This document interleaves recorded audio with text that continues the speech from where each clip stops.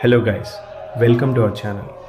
ఇవాళ మన వీడియోలో మనం ఉజ్జయినిలోని అత్యంత పవిత్రమైన మహాకాళేశ్వర ఆలయాన్ని దర్శించుకోబోతున్నాం.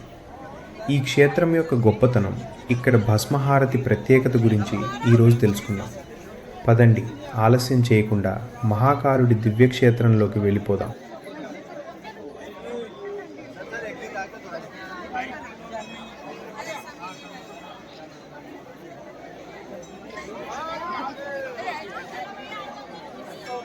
ప్రతిరోజు తెల్లవారుజామున జరిగే భస్మహారతి దర్శనం భక్తులకు అద్భుతమైన ఆధ్యాత్మిక అనుభూతినిస్తుంది.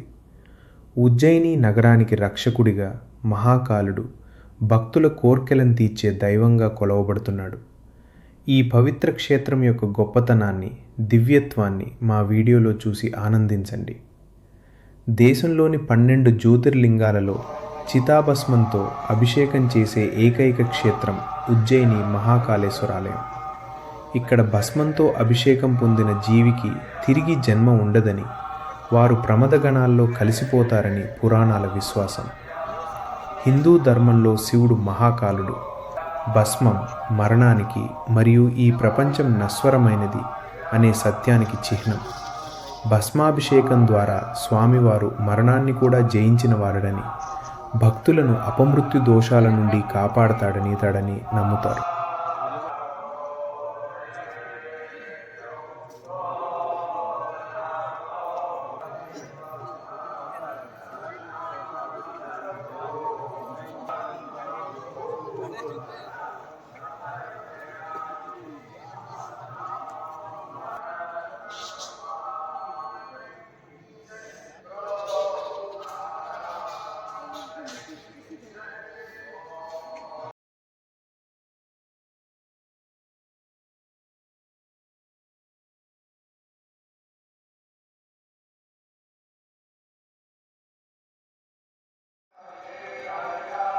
మీరు మహాకాళేశ్వరాలయంలో భస్మహారతికి హాజరు కావాలంటే 2 మార్గాలున్నాయి.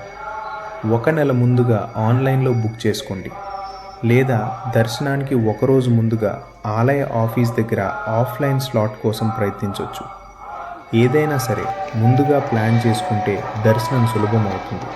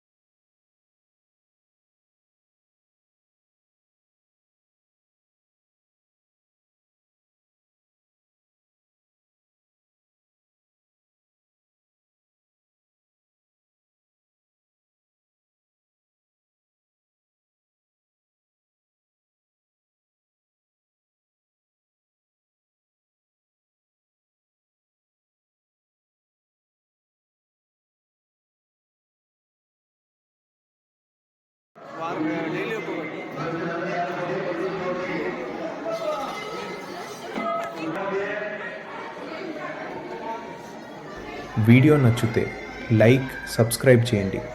ఇంకా మీ ఫ్రెండ్స్లో ఎవరైనా ఉజ్జయిన్ వెళ్ళాలనుకునే వాళ్ళకి ఈ వీడియోని షేర్ చేయండి. Thank you.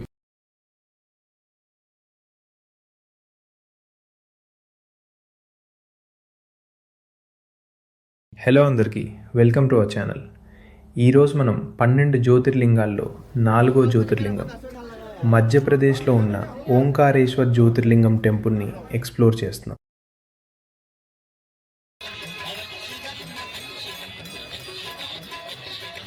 ఫ్రెండ్స్, మాతో పాటు మీరు కూడా కొత్త ప్లేస్లు, టెంపుల్స్ ఎక్స్ప్లోర్ చేయాలంటే ఈ యూట్యూబ్ ఛానల్ని సబ్స్క్రైబ్ చేసుకోండి. ఇంకా మీ ఫ్రెండ్స్తో షేర్ చేయండి.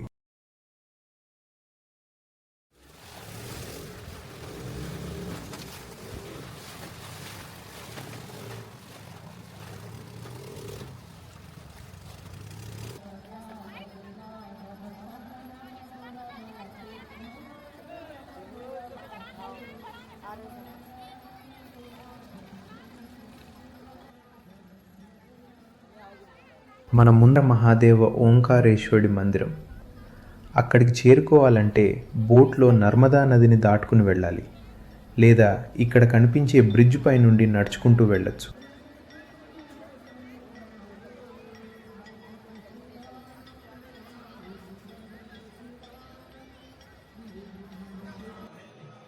మేము 5 గంటలకు ఆలయానికి వెళ్ళి మహాదేవ జ్యోతిర్లింగ దర్శనం చేసుకున్నాం.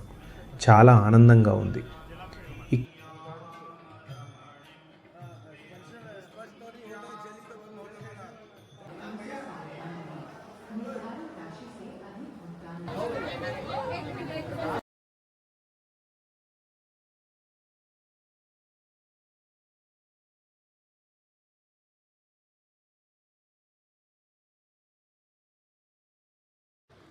ఇక్కడ నర్మదా నది ఒడ్డున ప్రతి సాయంత్రం గొప్పగా శయన ఆరతి ఆధ్యాత్మికంగా జరుగుతుంది.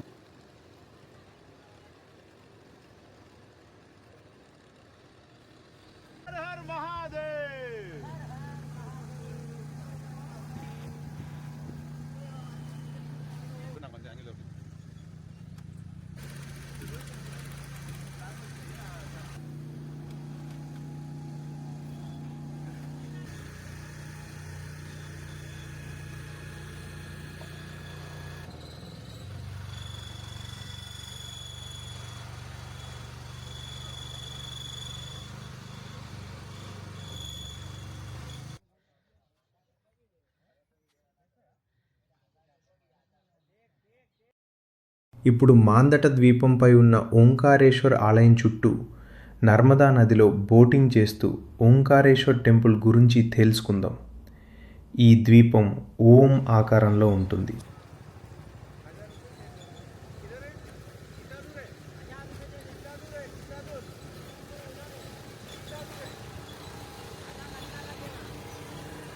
ఓంకారేశ్వరం జ్యోతిర్లింగం. పురాణాల ప్రకారం విష్ణువు తపస్సులో భగవద్విష్ణువు భక్తి చేస్తున్నప్పుడు ఆయన శిరస్సు నుండి ఓం శబ్దంతో జ్యోతిర్లింగం ఉద్భవించింది. ఇది 12 జ్యోతిర్లింగాల్లో 4వది. మహాభారతంలో కూడా ఈ క్షేత్రం ప్రస్తావించబడింది. చరిత్రలో 10వ శతాబ్దంలో రాజా భోజుడు పరమారరాజు ఈ ఆలయాన్ని పునర్నిర్మించాడు. నర్మదా నది మధ్య మమ్మత పర్వతంపై నెమలి ఆకారంలో ఉన్న ఈ లింగం వింధ్య పర్వతాల మధ్యలో ఏర్పడి భక్తులకు దర్శనమిస్తోంది. ఈ మహిమైన క్షేత్రం సందర్శించి ఆశీస్సులు పొందండి. ఇది నర్మదా ఇంకా కావేరీ నదిల సంగం. భక్తులు ఇక్కడ శివుడిని తలుచుకుంటూ పుణ్యస్నానాలు నిర్వహిస్తారు.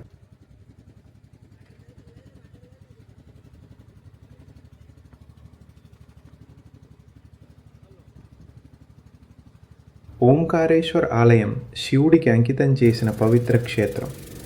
మధ్యప్రదేశ్లో నర్మదా నది చుట్టూ మందాతా ద్వీపంపై ఉంది.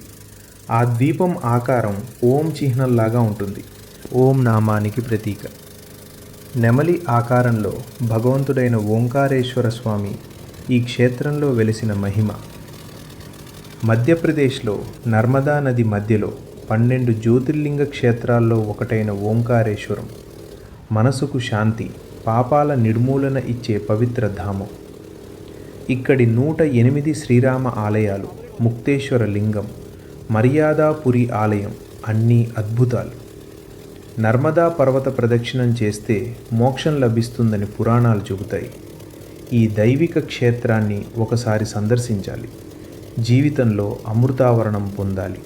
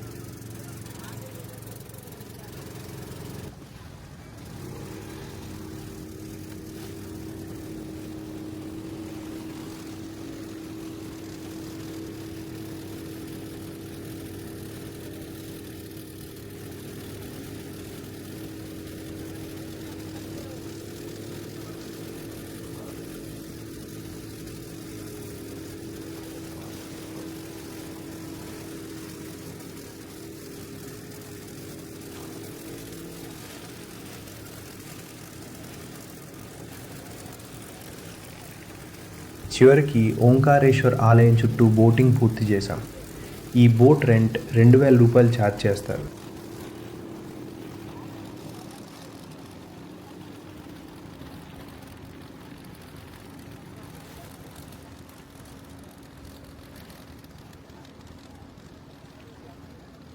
ఓంకారేశ్వర్ తన శయనారతి కోసం ప్రసిద్ధి చెందింది.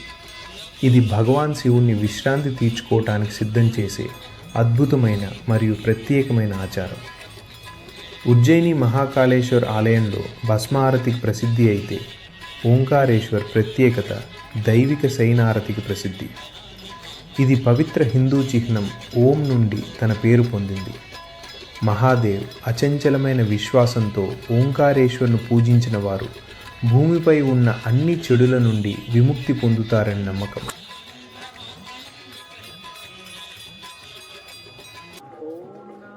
సో ఫ్రెండ్స్, ఈ వీడియోని చూసారు కదా. వీడియో నచ్చితే లైక్, కమెంట్, షేర్, ఇంకా ఛానల్ని సబ్స్క్రైబ్ చేసుకోండి. ఇంకో ప్లేస్తో మీ ముందుకు వస్తాము. Thank you. సబ్స్క్రైబ్ చేయడం మర్చిపోకండి.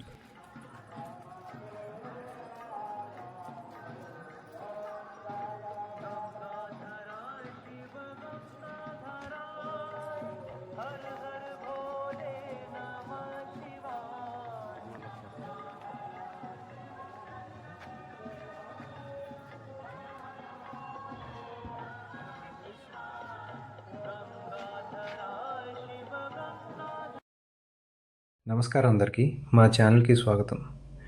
ఈ వీడియోలో మేము మధ్యప్రదేశ్లోని ఉజ్జయినిలో గట్కలికా మాతా శక్తిపీఠాన్ని చూపిస్తున్నాం. ఇది 18 శక్తిపీఠాల్లో ఒకటి. వీడియో నచ్చితే లైక్, షేర్, సబ్స్క్రైబ్ చేయడం మర్చిపోకండి.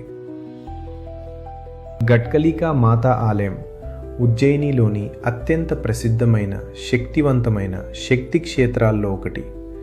ఈ ఆలయం దుర్గాదేవి యొక్క ఉగ్ర రూపం గట్కలికాదేవికి అంకితం. ఆమె శక్తి, రక్షణ, దైవిక శక్తిని ప్రతినిధిస్తుంది. హిందూ పురాణాల ప్రకారం ఈ క్షేత్రం శక్తిపీఠం, పవిత్రమైన ప్రదేశం. ఇక్కడ సతీదేవి యొక్క పై పెదవి పడిందని నమ్మకం. అందుకే భక్తులకు ఇది అత్యంత శక్తివంతమైన ప్రదేశం. ఈ ఆలయం మహాకవి కాళిదాసుతోనూ దగ్గరి సంబంధం కలిగి ఉంది. కాళిదాసు ఇక్కడ గట్కలికాదేవిని పూజించి అసాధారణమైన జ్ఞానం, కవిత్వ ప్రతిభను పొందారని విశ్వాసం. ఈ ఆలయం పురాతనమైన చరిత్ర కలిగి ఉంది. 7వ శతాబ్దంలో హర్షవర్ధన మహారాజు కాలంలో నవీకరించబడింది. తర్వాత గ్వాలియర్ రాజులు పునర్నిర్మించారు. ఇప్పుడు ఇది ఉజ్జయిని ఆధ్యాత్మిక, సాంస్కృతిక చిహ్నంగా నిలుస్తోంది. ఈ ఆలయం ఉజ్జయిని మహాకాళి ఆలయంగా ప్రసిద్ధి చెందింది. మహాకాళి ఉజ్జయిని రక్షకురాలు. మహాకాళి తన భక్తులను చెడు, అజ్ఞానం, భయం నుండి కాపాడుతుంది. ఈ ఆలయం 18 శక్తిపీఠాల్లో 9వది. శ్రీ మహాకాళేశ్వరుడు మహాకాళి శక్తిపీఠం పక్కనే నివసిస్తూ సృష్టి, సంహార శక్తుల సమతుల్యతను కాపాడుతున్నాడు. ఉజ్జయిని సప్తమోక్షపురుల్లో ఒకటిగా శివశక్తి, దైవశక్తుల సమావేశ స్థలంగా ప్రతిష్ఠితమైన పవిత్ర క్షేత్రం.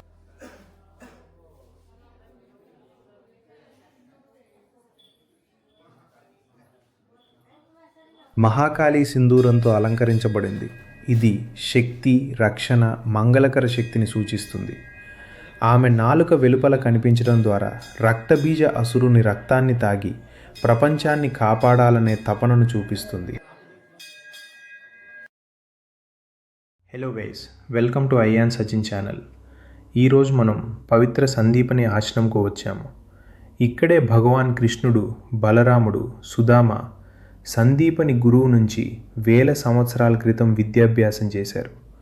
గైస్, పూర్తి వీడియో చూసి మరిన్ని భక్తిమయ స్థలాల కోసం ఛానల్ను సబ్స్క్రైబ్ చేయండి. ఇక్కడ దైవిక శక్తి, పురాతన జ్ఞానం, భగవాన్ కృష్ణుని బాల్య విద్యాభ్యాస ప్రయాణంలోని మరచలేని స్మృతులు నిండి ఉన్నాయి. ఉజ్జయినిలోని సందీపని ఆశ్రమం కేవలం చారిత్రక స్థలం కాదు.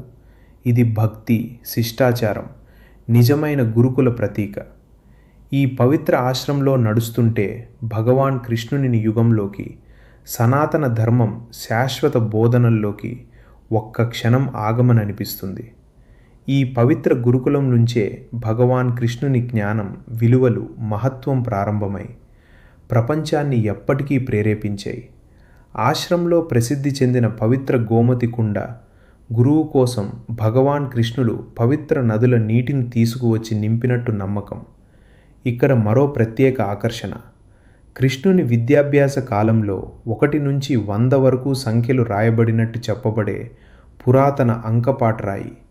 ఈ శాంతియుత ఆధ్యాత్మిక స్థలం, పురాతన గురుకుల పద్ధతి, దైవిక వాతావరణం, ధ్యాన మైదానాలు, చారిత్రక గుడులకు ప్రసిద్ధి. సందీపని ఆశ్రమం భారతదేశం శాశ్వత విలువలైన జ్ఞానం, శిష్టాచారం, భక్తి, గురు గౌరవాన్ని అద్భుతంగా ప్రతిబింబిస్తుంది.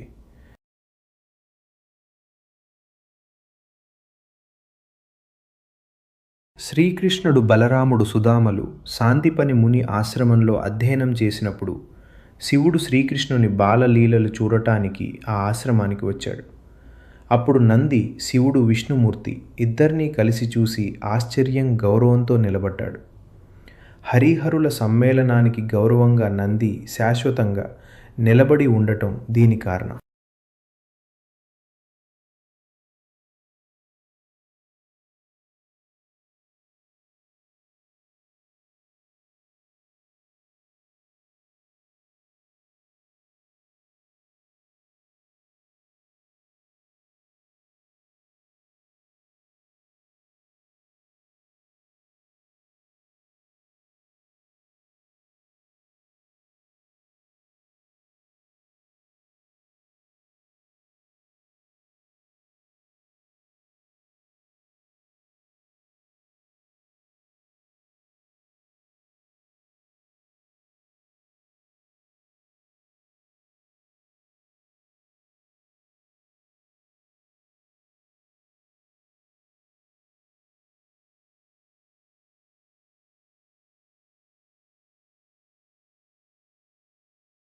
नमस्कार दोस्तों, भारत में एक ऐसा मंदिर है जहां भगवान को प्रसाद में शराब चढ़ाई जाती है और सबसे शॉकिंग बात, ये शराब गायब हो जाती है आँखों के सामने ही।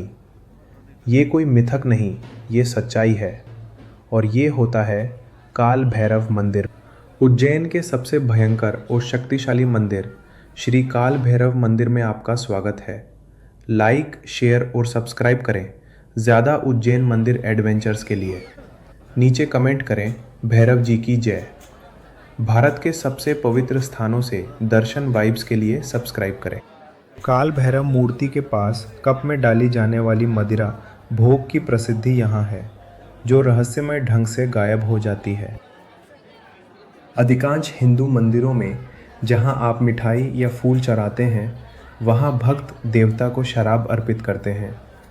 बाहर प्रसाद स्टॉल पर नारियल और चीनी की कैंडी के बजाय छोटी विस्की और देशी शराब की बोतलें मिलेंगी। शायद यही एकमात्र जगह है। काल भैरव मंदिर, उज्जैन, महाकाल का रक्षक। इस वीडियो में मदिरा प्रसाद का रहस्य जानें।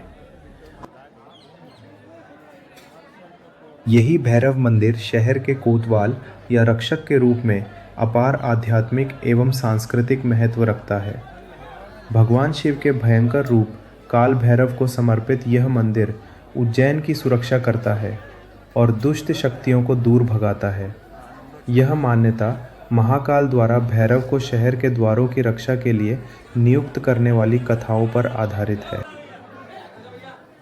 यह मंदिर राजा भद्रसेन द्वारा 9वीं से 13वीं शताब्दी शिप्रा नदी के तट पर बनवाया गया था और मराठा नेता महादाजी शिंदे द्वारा नवीनीकृत किया गया।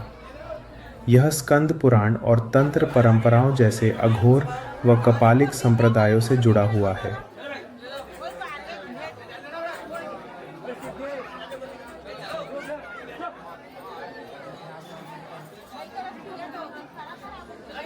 ये चित्र मंदिर में भक्तों द्वारा फूल मालाओं से सजे काल भैरव को मदिरा अर्पित करते हुए दर्शाता है।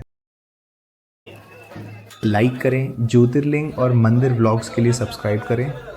कमेंट करें कि आपका फेवरेट ज्योतिर्लिंग कौन सा है।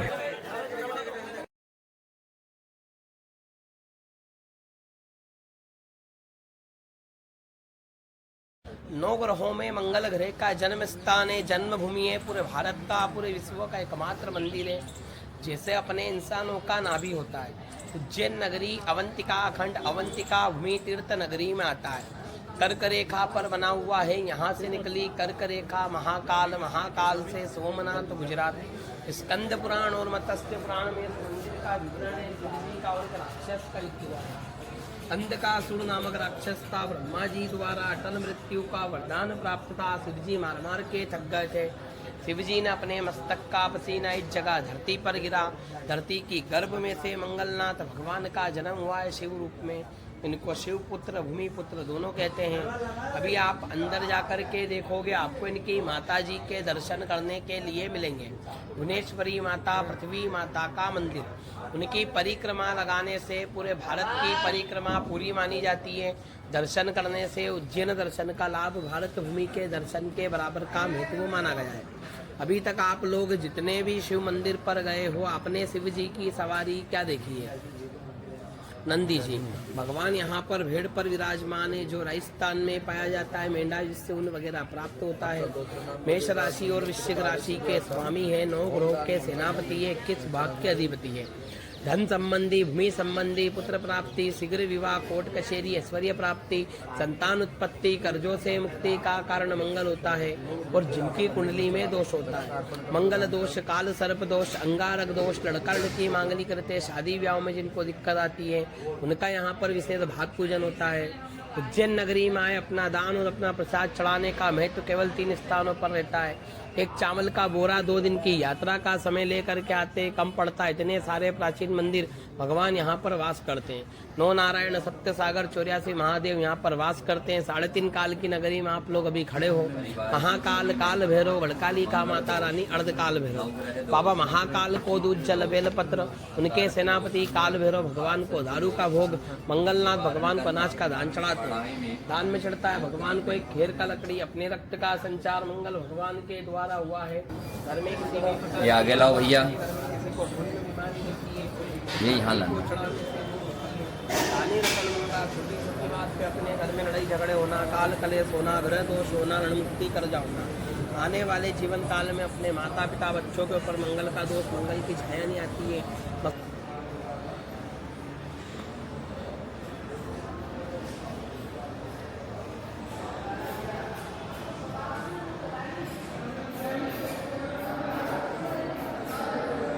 वी इंडिया को लाइक, कमेंट, शेयर और चैनल को सब्सक्राइब करना ना भूलें।